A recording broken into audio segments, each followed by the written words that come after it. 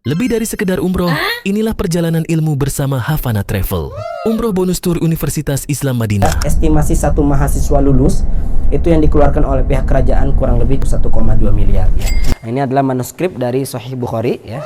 Bisa dilihat, namun Mushaf Utsmani pada abad 1 Hijriah ya. Yang menjadi PR kita nih sekarang sudah sampai ayat berapa nih kita bacanya. Wah, kita lihat yuk. Sekarang kita masuk ke dalam lebih dalam lagi ke Universitas Islam Madinah. Iya, itu adalah perpustakaan dari Universitas Islam Madinah. Insya Allah kita akan masuk ke dalam. Nanti ketika di dalam mohon untuk memperhatikan langkah ya, karena biasanya jemaah turun dari bus tersandung ya.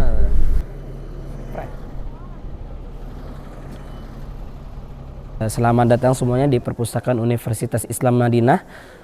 Perpustakaan ini didirikan berbarengan, didirikannya kampus tahun 1961, betul. Perpustakaan ini tadi sudah saya sebutkan juga menampung kurang lebih 225.000 buku, tapi hanya ada 2 bahasa saja, bahasa Arab sama bahasa Inggris ya. Kemudian di lantai dasar ini biasa tempat membaca ya, para tulab, para mahasiswa, dan nanti di lantai satunya juga sama. Lantai 2-nya ada beberapa kurs atau tempat. Yang pertama ada museum manuskrip ya.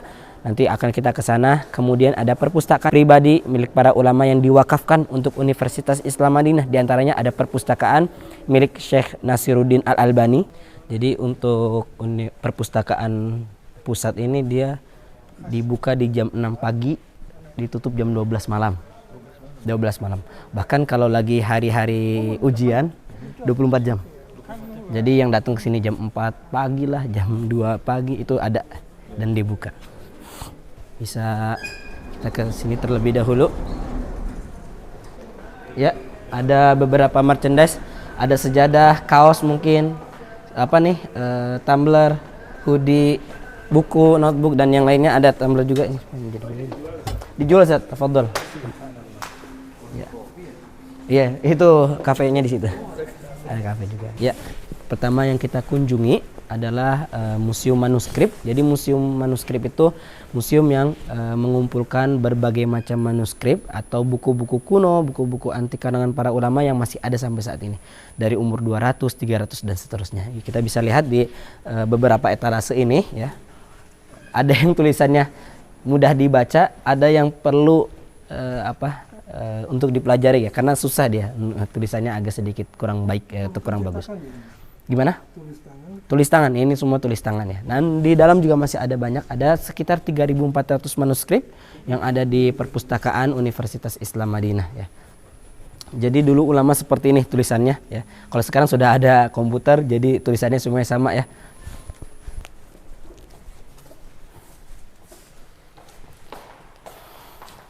Mungkin kita sering mendengar ya, ada hadis riwayat dari Sahih Bukhari ya. Nah, ini adalah manuskrip dari Sahih Bukhari ya. Bisa dilihat, namun tentunya ini tidak langsung ditulis oleh Imam Bukhari karena jaraknya dengan kita itu mungkin 13 abad ya. Dan ini ditulis 400 tahun atau 300 tahun yang lalu ya. Kalau kita lihat sudah dimakan rayap ya. Dan alhamdulillah ditemukan dan dijaga ya oleh pihak kampus. Dan perlu diketahui ternyata manuskrip Islam itu 80 atau 90% ada di Perancis dan di Jerman, bukan di negara-negara Islam seperti itu. Ada di Amerika juga. Nah, dan apakah hanya laki-laki saja yang menulis? Tentunya tidak, dari kalangan wanita juga ada. Bahkan sangat terkenal cerita seorang wanita yang menulis dan menyalin buku, yang mana di pembukaan beliau meminta maaf kepada para pembaca apabila menemukan kesalahan dalam penulisan ya. Karena ketika beliau sedang menulis, beliau sedang menggendong menyusui anaknya seperti itu. Jadi semoga juga ibu-ibu di sini terbangkit kembali semangat belajar agamanya seperti itu. Yang ada di dalam etalase ini bukan asli, ini hanya replika saja. Ini Mushaf Utsmani pada abad 1 Hijriah ya. Jadi dulu seperti ini cara membacanya atau tulisannya seperti ini ya. Tidak ada harokat ya. Titik pun tidak ada ya. Orang bilangnya Arab gundul kan. Namun seiring berjalannya waktu ya, non Arab ya atau Islam mulai tersebar ke beberapa wilayah yang dia tidak menggunakan bahasa Arab, sehingga ditituskanlah ya dengan perbedaan pendapat para ulama ya. Ada yang mengatakannya di zamannya Ali dan yang lainnya seseorang bernama Abul Aswad Ad-Du'ali yang mencetuskan adanya rumus titik ketika itu ya. Namun titiknya menunjukkan perbedaan harokat. Kalau kita cermati kembali ada titik-titik warna merah terlihat. Ya, titik merah di atas huruf berarti dia fathah maksudnya. Kalau di bawah kasroh, kalau di tengah dhammah, seperti itu. Kemudian berubah lagi, sekarang sudah jelas ya, kalau fathah ya garis panjang di atas dan yang menjadi PR kita nih sekarang sudah sampai ayat berapa nih kita bacanya. Nah, jangan lupa setiap hari kita harus membaca Al-Qur'an ya. Umur paling tua di sini 700 tahun, ada di pojok kiri ya. Kita ke sana, mari silahkan. Yang di foto di dalam bingkai ini manuskrip Kamus Muhit ya, kamus dari bahasa Arab yang diterjemahkan dari satu kata ke beberapa kalimat ya. Kok hanya foto, yang asli ada di rak ya, tapi tidak mungkin dibolehkan untuk asal pegang dan seterusnya. Ini adalah alat manuskrip ya, atau alat scan lah gampangnya, yang digunakan oleh pihak kampus. Ini sudah 50 tahun digunakan oleh pihak kampus, kemudian diistirahatkan. Sekarang sudah ada alat yang lebih compact, lebih canggih dan lebih tidak segede gaban kayak gini ya. Jadi biasanya manuskripnya disimpan di atas ya, kemudian nanti lampunya dinyalakan dan nanti ambil fotonya dari atas. Kemudian dia nanti jadi klise seperti yang ada di dalam atau di dalam etalase ini. Nanti buat bacanya pakai alat di seberang sana ya. Nah, itu alat-alatnya. Baru dibaca, diteliti, baru diketik, baru dicetak, baru jadi buku. Susah ya. Dan itulah para ulama, mereka berusaha, atau orang-orang yang sebelum kita berusaha untuk memudahkan kita untuk belajar agama. Cuman kitanya aja kadang baca HP-nya kelamaan. Itu tadi manuskripnya mengenai fikih atau Yang tadi bahasa Arab. bahasa Arab ya. Nah, terakhir di perpustakaan ini kita akan lihat ya, di seberang sana yang tadi saya sebutkan beberapa perpustakaan pribadi. Yang paling pojok kanan itu miliknya Syekh Nasiruddin Al-Albani. Terlihat ya, pintu tertutup karena hanya para peneliti saja yang diizinkan untuk masuk. Iya.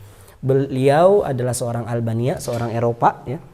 Hijrah ke Damaskus atau Syria sekarang, belajar agama di sana, kemudian hijrah ke Arab Saudi. Ya, di Arab Saudi beliau diminta untuk menjadi dosen di Universitas Islam Madinah. Sebelum beliau wafat, beliau mewasiatkan untuk mewakafkan buku beliau, buku koleksi beliau semuanya kurang lebih 5.000 buku. Ya, mari silahkan masuk.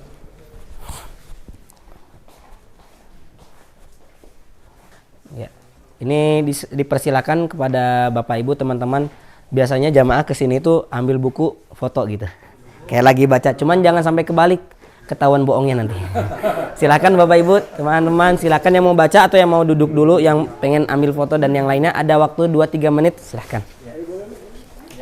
Di belakang perpustakaan ini ada rumah sakitnya. Jadi biasanya mahasiswa ya yang sakit atau keluarganya yang dibawa ke sini ya, itu dibawa ke rumah sakit di Universitas Islam Madinah. Kalau kita lihat di bagian kanan depan itu adalah kelas-kelas persiapan bahasanya. Jadi kalau belum bisa bahasa Arab ya, bisa ambil kelas persiapan dulu di sana. Dan di situ juga ada SMP dan SMA-nya. Namun SMP SMA hanya diperuntukkan untuk lokal ya, warga lokal. Ya. Tentunya yang paling pertama kalau kita lihat di bagian kanan ini gedung rektornya ya. Kemudian setelahnya ini adalah auditorium. Ini biasanya kumpul beberapa masyayikh atau ketika ada acara daurah dan yang lainnya. Kalau kita lihat di bagian kiri ini Fakultas Syariah, ini membahas hukum-hukum dari berbagai macam madhab ya tentunya. Kemudian nanti di bagian depan sana ada beberapa fakultas juga ya. Ada Fakultas Al-Qur'an, kalau kita lihat di bagian kanannya ya, Fakultas Al-Qur'an, untuk Fakultas Al-Qur'an saja yang harus hafal 30 juz ya. Tadi kan sepertinya hafalannya tidak ada hafalan kecuali di Fakultas Al-Qur'an ya. Kemudian setelahnya ada Fakultas Hadis, ini untuk satu semesternya mereka diminta untuk menghafalkan 150 hadis ya, dengan matan, sanad, rijal dan yang lainnya. Kemudian setelahnya ada Fakultas Dakwah dan Usuluddin. Kemudian nanti ada Fakultas Bahasa Arab. Ini semua fakultas yang menggunakan bahasa pengantarnya bahasa Arab. Kalau belum bisa bahasa Arab, nanti kita ada kelas persiapan maksimal 2 tahun. Nanti juga bagian kiri ini semua adalah gedung-gedung asrama untuk teman-teman yang berkuliah di sini ya. Kurang lebih ada 25 gedung asrama ya. Dengan setiap satu kamarnya bisa dihuni 2 mahasiswa ya, bisa dihuni 3 mahasiswa dan sampai 4 mahasiswa tergantung kecil atau besarnya kamar tersebut. Dan biasanya untuk satu kamar ya kita beda kewarganegaraan ya. Kemudian di kiri ini sudah terlihat ya, sudah terlihat ini gedung olahraga, fasilitas olahraga. Bahkan biasanya satu tahun diadakan Piala Dunia antar negara ya. Karena tadi ada 125 negara, walaupun ya Indonesia jadi tim hore ya. Kemudian bagian kirinya ini adalah apartemen para dosen yang mengajar di Universitas Islam Madinah. Kurang lebih ada 1.400 dosen yang mengajar dan ada satu dari Indonesia. Kalau tidak salah teknik atau IT, saya kurang ingat ya. Di seberang sana ya terlihat ada gerbang warna merah batu bata ya. Di seberang kiri terlihat itu Universitas Thayyibah ya, tadi yang saya sebutkan ya. Di antara fasilitas yang didapat juga ya, alhamdulillah dapat subsidi makan ya. Jadi walaupun kita bayar makan tapi bayarnya nggak mahal ya. Jadi untuk sehari paginya kita hanya bayar 1 real saja. Iya, 1 real tuh udah dapat roti, keju, telur, susu, teh dan yang lainnya. Dan siang malam kita bayar 2 real. Nanti ada ikan, daging, ayam ya, ada buah-buahan, ada jus, ada soda dan yang lainnya. Jadi total sehari makan 3 kali bayar berapa? 5 real ya. Kalau 30 hari 150 real atau 600 ribu. Murah tidak? Murah. Ditambah kita dapat uang saku. Uang sakunya 840 real, 3,5 juta ya. Kalau si anak ini lulus atau kemelot di 2 semester dapat uang saku lagi 1.000. Nanti dia sudah lulus dikasih uang saku lagi 2.500. Untuk bukunya nanti dikasih uang saku lagi tiap tahunnya 800 atau 900. Kemudian di bagian kiri kita lewati tadi itu garasi kampus ya. Jadi bus-busnya siap mengantarkan kita tuh setiap hari ya. Untuk di bagian kanannya ini area perkantorannya ya. Termasuk kalau dulu sekarang sudah tidak bisa, dulu bisa tes di sini. Saya dulu di 2016 tes di Kota Palembang ya. Saya waktu itu ditanya hafalannya berapa, saya jawab waktu itu 10 juz ya. Kemudian dosennya bilang, "Yaudah kamu baca apa yang kamu bisa." Ya. Akhirnya saya waktu itu baca surat Al-Ikhlas. Alhamdulillah lancar waktu itu Al-Ikhlasnya. Tapi tentunya bisa jadi lewat doa orang tua kita diterima, dan itu yang paling utama. Jadi Bapak Ibu dari sekarang mulai doa untuk anak-anak. Ini yang sebelah kiri, Afwan, tadi ada Fakultas Sains, ini ada bahasa Arab, kemudian ada apa lagi? Komputer dan informasi ya. Ya, IT dan ada teknik juga dan seterusnya ya. Nah, terlihat ya di bagian kiri ada stadion ya. Yang belum jadi terlihat. Yang di setelah lapangan ini ada gedung, di dalamnya ada fasilitas kolam renang, ada fitness, ada volley, futsal, basket. Di luar gerbang atau di luar tembok ada banyak sekali pohon rindang, betul? Nah, itu kira-kira apa? Di seberang adalah rumah dinas Gubernur Madinah. Jadi bukan taman ya, bukan hutan juga. Jadi dulu area Universitas Islam Madinah adalah area dari kerajaan yang diwakafkan dan didirikan Universitas Islam Madinah seperti itu. Kemudian di antara fasilitas yang didapat ya, kita alhamdulillah dapat tiket gratis pulang ke negara kita masing-masing ya. Ketika pulang ke negara kita juga uang sakunya masih tetap jalan. Ya, jadi kalau di Indonesia uangnya uang real, jajannya jajan rupiah.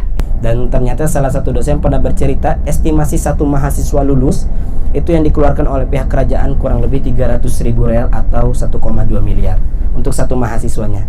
Dan ini ada kisaran 17.000 mahasiswa. Dimulai dari sekarang doanya, anak-anaknya dipersiapkan entah bahasa Arabnya atau Al-Qur'annya tentunya dan yang lainnya seperti itu. Dan insya Allah ini adalah destinasi terakhir. Jadi menyenangkan tidak berkelilingnya? Ya, cukup sekian dan terima kasih. Assalamualaikum warahmatullahi wabarakatuh.